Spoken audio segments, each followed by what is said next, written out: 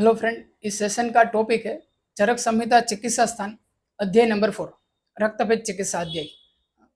रक्तपित्त चिकित्सा अध्याय में स्टार्टिंग जो होता है अध्याय का, वहां पर प्रारंभ में ये जो अध्याय है वो कौन से स्थान पर उनका वर्णन किया था अत्रेय ऋषि ने, उस स्थान जो है उनका नाम याद करना है।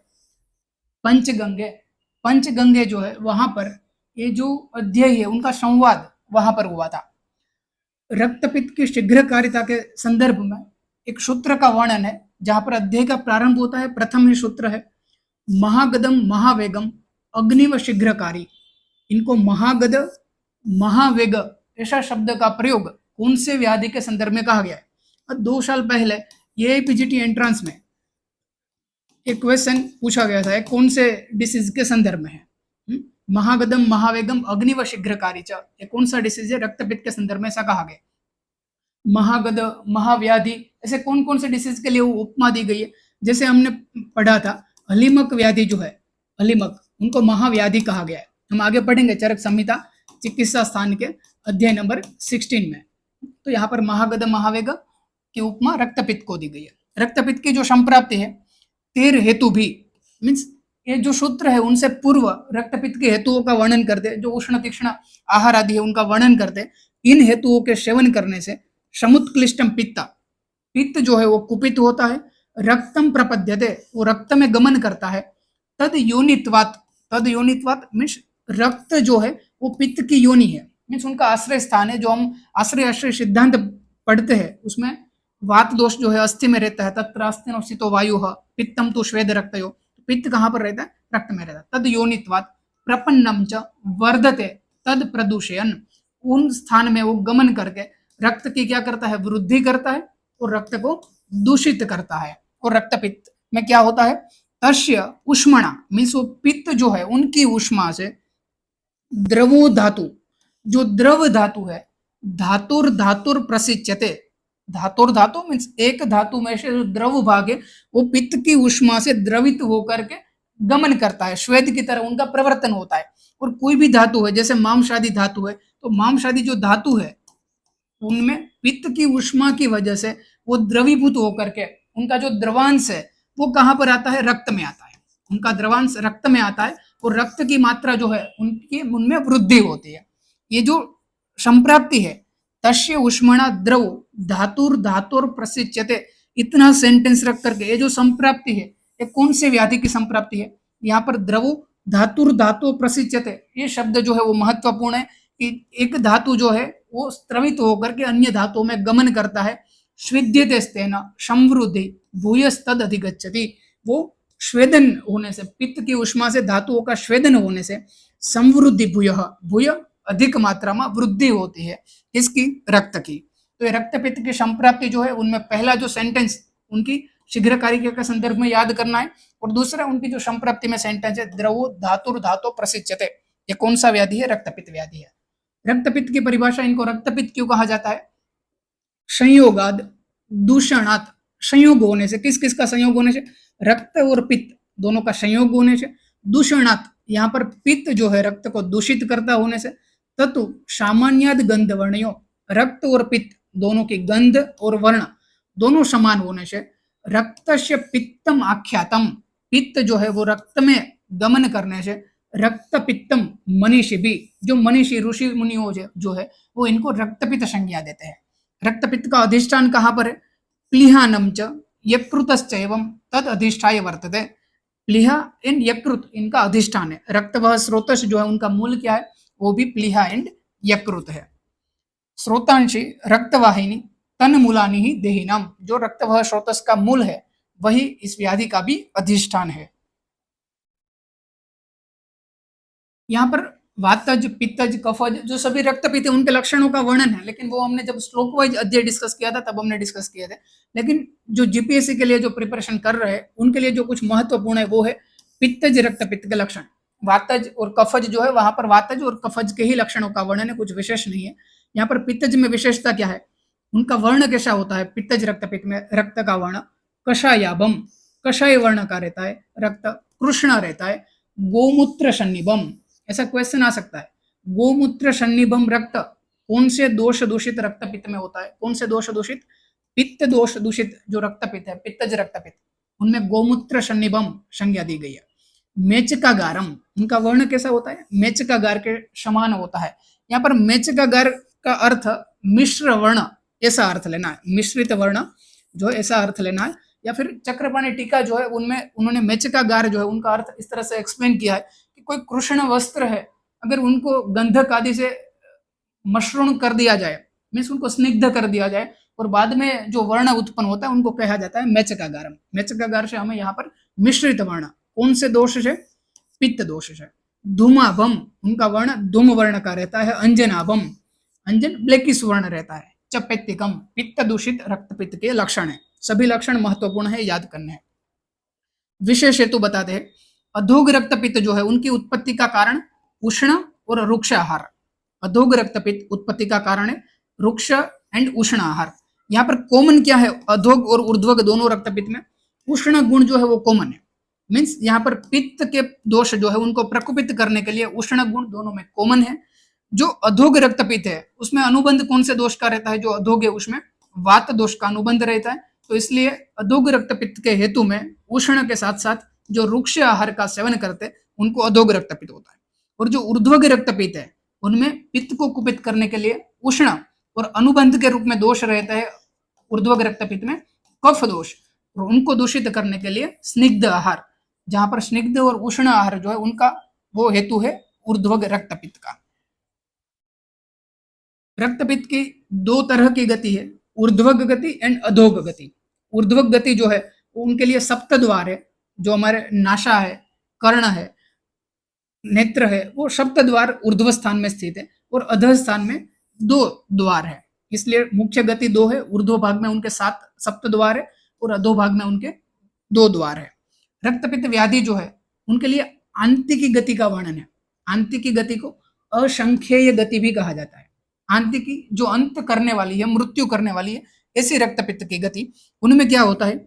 यदा तु सर्व छिद्रेभ्य, हमारे जो लोमकूप है उनके जितने भी छिद्र है उन सभी से जब रक्त प्रवृत्ति होती है, सर्व छिद्रेभ्यो रोमकूपेभ्य एवच, सब स्थान से जब रक्त की प्रवृत्ति होती है तब वर्तते ताम असंख्यया, वो क्या होता है? एक से अधिक छिद्र से उनकी प्रवृत्ति होती है, तब उनको हम कहते हैं असंख्य गति है ये। और ये तस्य आहु आंतिकी, ये अंत करने वाली गति है, मृत्यु करने वाली गति है।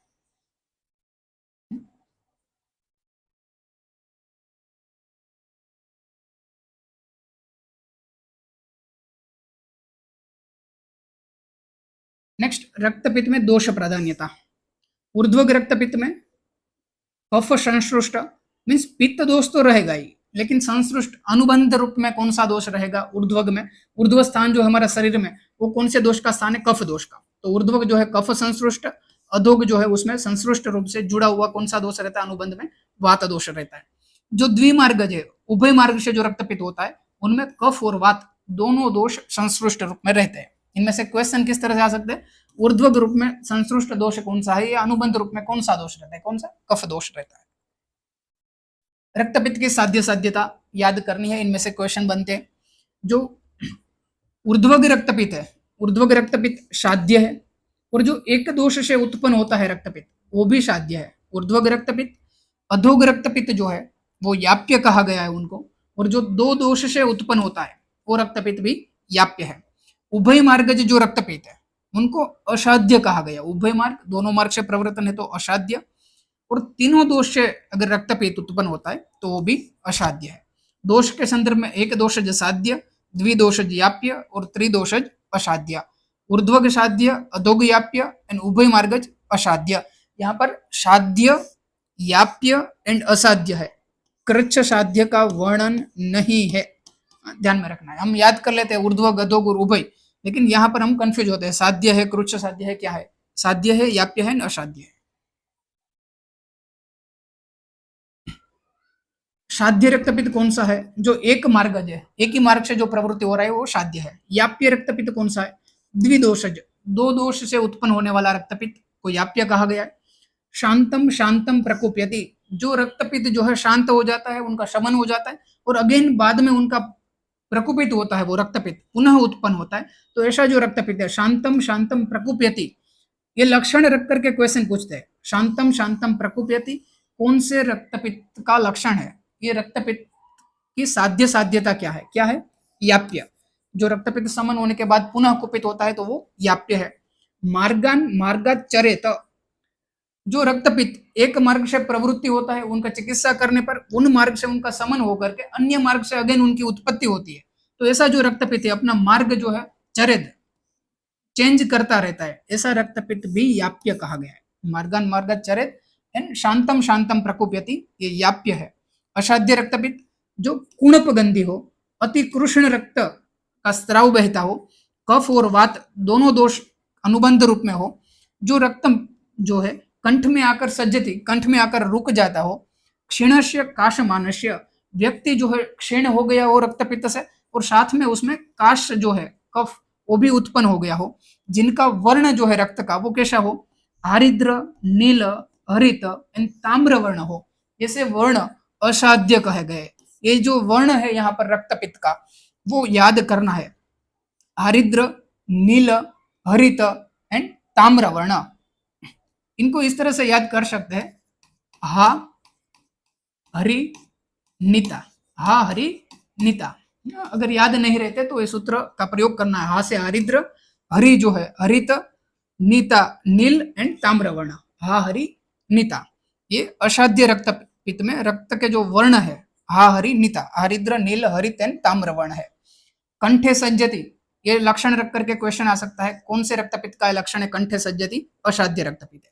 और रक्तपित्त का रोगी क्षीण होकर के उनमें काश की उत्पत्ति हुए तो वो भी असाध्य है। कुणपगंधी विशेष लक्षण है। कौन से रक्तपित्त का लक्षण है? असाध्य रक्तपित्त का है। रक्तपित्त चिकित्सा, अक्षीण बल मांसस्य रक्तपित्तम यद अश्नतः, जो रक्तपित्त का रोगी आहार का सेवन कर रहा है और उनका बल जो है, बल और मांस वो क्षीण नहीं हुआ है, अक्षीण है, बल और मांस का क्षय नहीं हुआ है, तद दोष दुष्टम उत्कृष्टम, ऐसी अवस्था में दोषों से दूषित होकर के जो उत्कृष्ट अवस्था है, दोषों की जो उत्कृष्ट अवस्था है, प्रादुर्भूत अवस्था है, न आदो स्तंभन मरहति, ऐसी अवस्था में स्टार्टिंग के फेज में स्तंभन नहीं करना है रक्तपित्त में। रक्तपित्त का प्रथम चिकित्सा सिद्धांत क्या है? न आदो स्तंभन मरहति, प्रथम स्तंभन नहीं करना है। अगर लेकिन क्राइटेरिया क्या है उनके लिए कि व्यक्ति का बल और मांस जो है वो क्षीण नहीं होना चाहिए, तो वहां पर हमें स्तंभन नहीं करना है। अगर हम स्तंभन करते हैं तो उनसे कौन से उपद्रव उत्पन्न होते हैं? गलग्रह, पुतिनश्य, मूर्छा, ज्वर, गुल्म, प्लीहा, आनाह, किलाश, मूत्रकृच्छ, कुष्ठ, अर्श, विसर्प, वर्णनाश, भगंदर, बुद्धि इंद्रिय उपरोध आदि उपद्रव जो है वो उत्पन्न होते हैं। इनमें से मोस्ट ऑफ जो है वो क्या है? स्किन डिसीज रिलेटेड है, जैसे कुष्ठ है, विसर्प है, वर्णनाश होना आदि। और भगंदर जो है वो नोट करना है कि भगंदर व्याधि, ज्वर नोट कीजिए, गुल्म नोट कीजिए। इनके नेक्स्ट जो अध्याय है वो कौन सा अध्याय है? गुल्म अध्याय है, गुल्म याद करना है। आम दोष युक्त रक्तपित्त जो है उनमें क्या चिकित्सा करनी है? अगर आम दोष प्रधान रक्तपित्त है तो उसमें लंघन चिकित्सा करनी है। लंघनम रक्तपित्त आदो तर्पणम व प्रयोजित, रक्तपित्त में प्रारंभ में, आदो मीन्स प्रारंभ में कौन सा चिकित्सा का प्रयोग करना है? लंघन करना है या तर्पण का प्रयोग करना है? ऊर्ध्वग तर्पणम पूर्वम, जो ऊर्ध्वग रक्तपित्त है उसमें तर्पण का प्रयोग करना है। पेया पूर्वम अधोगते, जो अधोग रक्तपित्त है उसमें पेया का प्रयोग करना है। ऐसे जो छोटे छोटे चिकित्सा सिद्धांत है रक्तपित्त में वो याद कर लेने हैं। ऊर्ध्वग तर्पणम पूर्वम, पेया पूर्वम अधोगते, इनमें से क्वेश्चन पूछते हैं। रक्तपित्त में पेया का प्रयोग कौन से रक्तपित्त में वर्णित बताया है? पेया का प्रयोग कौन से रक्तपित्त में बताया? अधोग रक्तपित्त में। तर्पण चिकित्सा सिद्धांत कौन से रक्तपित्त में वर्णित है? ऊर्ध्वग रक्तपित्त में वर्णित है। विरेचन ऊर्ध्व भागम अधोगम वमनेन च, जो ऊर्ध्वग रक्तपित्त है उनमें विरेचन चिकित्सा करनी है और जो अधोग रक्तपित्त है उसमें वमन उपक्रम करना है। ये जो चिकित्सा सिद्धांत है उनमें से एक क्वेश्चन और बनता है, वो है प्रतिमार्ग चिकित्सा। प्रतिमार्ग चिकित्सा कौन से व्याधि में वर्णित है? प्रतिमार्ग चिकित्सा रक्तपित्त में है कि जो रक्तपित्त अधमार्ग से ऊर्ध्व मार्ग से प्रवृत्त हो रहा है तो उनमें हमें क्या करना है? दोषों को अधमार्ग से उनका निराकरण करना है।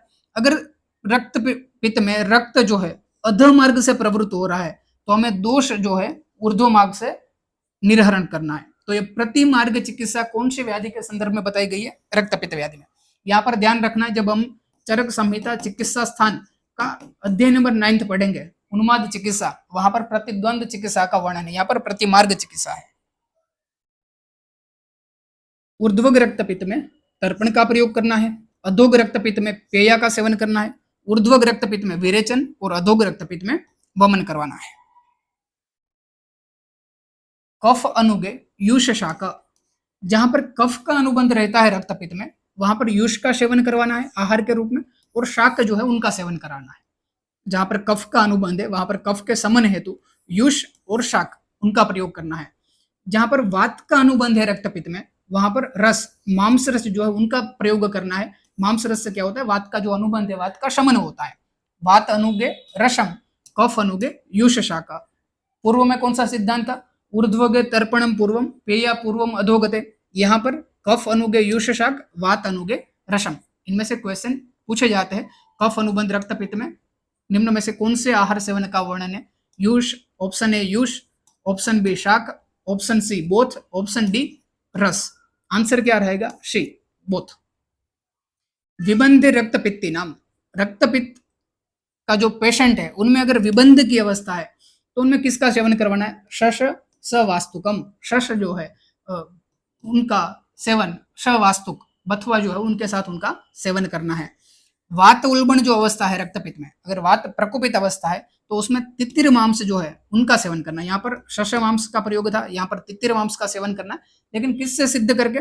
शायद उदुम्बर रसे श्रुतम, उदुम्बर का क्वाथ जो है, उदुम्बर रस, उनके साथ उनको उबाल करके उनसे सिद्ध करके तितिर का मांस जो है सेवन करना है। तितिर मांस कौन सी अवस्था में? वात उल्बण अवस्था में। शश मांस कौन सी अवस्था में? विबंध की अवस्था में। रक्तपित्त में तृष्णा होने पर, रक्तपित्त में जब तृष्णा उत्पन्न होती है रक्तपित्त के रोगी को, तब तिक्त द्रव्य से सिद्ध जल जो है उनका पान करना है। तृष्णा में कौन से द्रव्य से सिद्ध जल? तिक्त द्रव्य से सिद्ध जल का पान करना है, या फिर फलोदक, फल जो है उनसे निर्मित जो उदक है फलोदक, उनका सेवन करना है।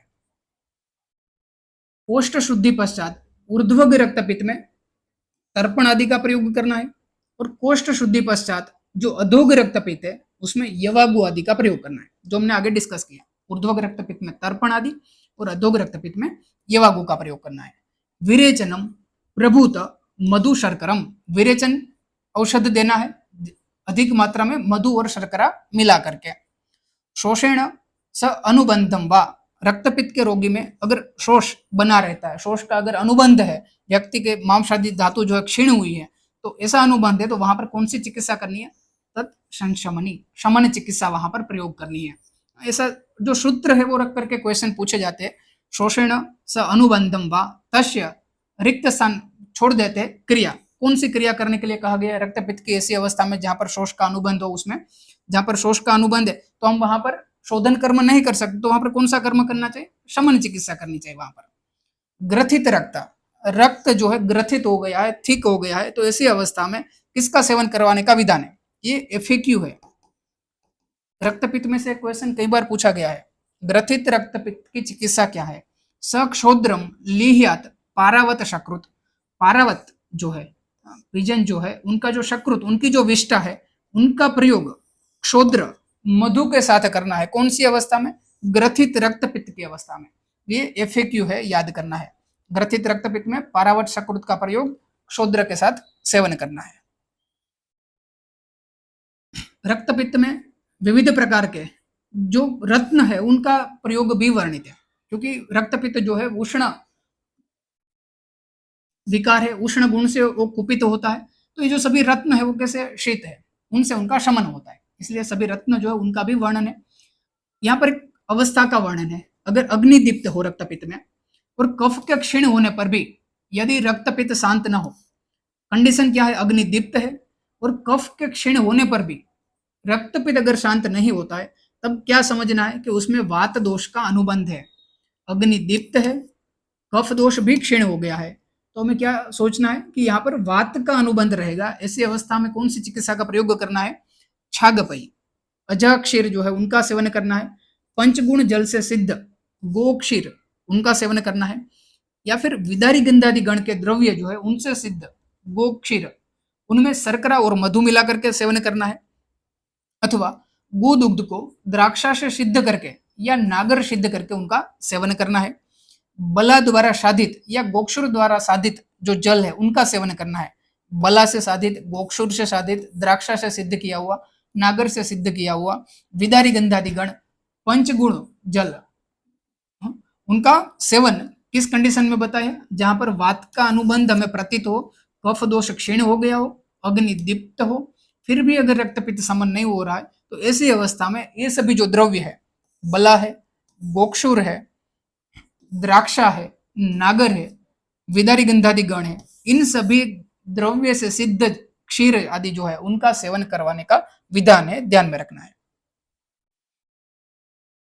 जो रक्तपित्त के मार्ग अनुसार जो आवश्यक चिकित्सा है वो महत्वपूर्ण है। इनमें से क्वेश्चन पूछे जाते हैं। मूत्र मार्गत, नाशा मार्गत एंड गुद मार्गत जो रक्त प्रवर्तन हो रहा है उनके लिए क्या विशेष चिकित्सा का विधान है, उनमें जो द्रव्य है वो द्रव्य याद करने हैं।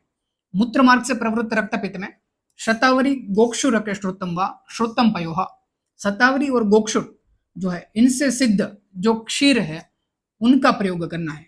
मूत्र मार्ग में शतावरी इन गोक्षुर द्रव्य से सिद्ध क्षीर या फिर चतुर्पर्णी से सिद्ध क्षीर जो है उनका प्रयोग करना है। चतुर्पर्णी मीन्स कौन कौन सी जो 4 पर्णी है, शालीपर्णी, वृष्णिपर्णी, माशपर्णी एंड मुद्गपर्णी। ये जो चतुर्पर्णी है इनसे सिद्ध क्षीर का प्रयोग कौन सी अवस्था में करना है, मूत्र मार्गत रक्तपित्त की अवस्था में। जो गुद मार्गत रक्तपित्त है उनमें क्या चिकित्सा सिद्धांत है, पयोमतम मोच रसेन सिद्धम क्षीर, लेकिन किन से सिद्ध, मोच रस से सिद्ध किया हुआ जो क्षीर है उनका प्रयोग गुद मार्गत रक्तपित्त में करना है। मोच रस का प्रयोग कई जगह पर पीछा बस्ती में, और हम जब सिद्धि स्थान पढ़ेंगे तो वहां पर कई जगह पर जहां पर रक्त का प्रवर्तन हो रहा है वहां पर हम जो बस्ती आदि का जो प्रयोग करते हैं या उनके लिए जो योग का प्रयोग करते हैं उनमें मोच रस रहता है। यहाँ पर गुद मार्गत रक्तपित्त में मोच रस का वर्णन है, ध्यान में रखना है। या फिर वटावरोह, वट के जो अंकुर है, वट के जो श्रृंग है, वट श्रृंगेवा, रिबेर नील उत्पल नागरेवा, ये जो द्रव्य है इनसे सिद्ध क्षीर जो है उनका प्रयोग करना है। वट प्ररोह जो है उनसे सिद्ध, वट श्रृंग जो है इनसे सिद्ध, या फिर रिबेर नील उत्पल नागर, इन द्रव्य से सिद्ध क्षीर का प्रयोग गुद मार्गत रक्तपित्त में वर्णित है। ये द्रव्य के नाम याद करने हैं। रक्तपित्त चिकित्सा में कई कषाय योगों का वर्णन है। यहाँ पर विशेष नोट करना है, सर्पी गुड का वर्णन रक्तपित्त की चिकित्सा में बताया गया है। सर्पी गुड जो है उनका विशेष वर्णन या फिर उनका रोगाधिकार कहाँ पर है, चरक संहिता चिकित्सा स्थान अध्याय नंबर 11। क्षतक्षणी चिकित्सा अध्याय जो है इनका रोगाधिकार है, लेकिन रक्तपित्त की चिकित्सा में भी उन सर्पी गुड़ों का प्रयोग करने का विधान है। सर्पी गुड़ का वर्णन रक्तपित्त में भी है, ध्यान में रखना है। कफ अनुबंध रुधिर है, रक्तपित्त में जब कफ दोष का अनुबंध हो तब वहां पर मृदु क्षार का प्रयोग करना है। कफ का अनुबंध है तब कैसा क्षार, मृदु क्षार का प्रयोग करना है। जो नाशागत रक्तपित्त है उनमें कषाय योगों का जो वर्णन है रक्तपित्त चिकित्सा में, उन कषाय योगों से औपीड़न नश्य देना है। नाशागत मार्ग में क्या देना है, औपीड़न नश्य देना है, लेकिन उनके लिए स्पेसिफिक कोई द्रव्य नहीं बताइए। जिन कषाय योगों का वर्णन रक्तपित्त में, उन योगों से रक्तपित्त में औपीड़न नश्य देने का विधान है। आरंभ में कषाय योग प्रयोग करने से क्या होता है, रक्त निरोधक व्याधियां जो है वो उत्पन्न होती है, जैसे दुष्ट प्रतिशय, शिरोविकार आदि जो विकार है वो उत्पन्न होती है। इसलिए आरंभ में हमें जो रक्तपित्त है उनकी उपेक्षा करनी है।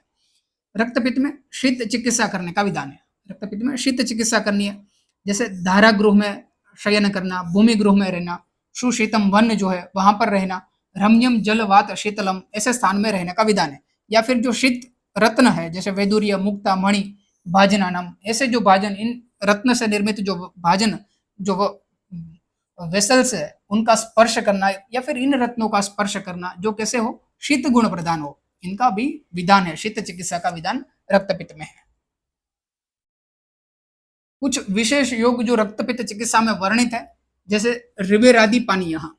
ये जो रिबेर आदि पानीय है इनके कई घटक षडंग पानीय के समान है। किसके समान है? षडंग पानीय के समान है। लाज तर्पण का प्रयोग करना है रक्तपित्त में, किसके साथ? घृत यानी क्षोद्र के साथ लाजा तर्पण का सेवन करवाने का विधान है। खरजूर आदि मंथ शर्करा के साथ सेवन करवाना है रक्तपित्त में। अटरूषक आदि क्वाथ, अटरूषक मीन्स वाशा, जो आचार्य भाव प्रकाश ने रक्तपित्त की बेस्ट औषध वाशा को बताया कि जिस स्थान पे वासा है वहां पर रक्तपित्त का रोगी नहीं टिक सकता, मीन्स उनके लिए श्रेष्ठ औषध है वाशा। अटरूषक आदि क्वाथ का वर्णन रक्तपित्त चिकित्सा में है। इनके 3 घटक है, अटरूषक मीन्स वाशा, मृद्विका, पथ्य, अरितकी। उशीर आदि चूर्ण, उशीर जो है वो भी पित्त शामक बेस्ट है। उशीर आदि चूर्ण रक्तपित्त चिकित्सा में वर्णित है। वाशाघृत का वर्णन है, क्षोद्र प्रयोग, क्षोद्र के साथ वाशाघृत का प्रयोग करना है। किरातिक्तादि चूर्ण, किरातिक्तादि चूर्ण रक्तपित्त में वर्णित है। हमने आगे किरातिक्तादि क्वाथ पढ़ा था, कहां पर पढ़ा था किरातिक्तादि क्वाथ? जो एक ज्वर का विशेष योग था। कौन से ज्वर का यह विशेष योग था किरातिक्तादि? पुनरावर्तक ज्वर, पुनरावर्तक ज्वर जो था आगे हमने पढ़ा था, उनके लिए किरातिक्तादि क्वाथ जो था वो एक विशेष योग था। शतावरी घृत जो है वो शतावरी घृत, वाशा घृत एंड उशीरादि चूर्ण, किरातिक्तादि चूर्ण ये रक्तपित्त में वर्णित है। रक्तपित्त चिकित्सा में जो कुछ इनके विशेष लक्षण है वो लक्षण हमें याद करने हैं। उनके साध्य साध्यता जो है वहां से क्वेश्चन कई बार पूछे जाते हैं। वहां पर गति के अनुसार साध्य साध्यता, दोष के अनुसार साध्य साध्यता वो याद करना है। और कुछ जो विशेष चिकित्सा सिद्धांत है उनमें ऊर्ध्व भाग में, अधो भाग में कौन से चिकित्सा जो है उनका प्रयोग करना है वो इस अध्याय से आपको याद करना है।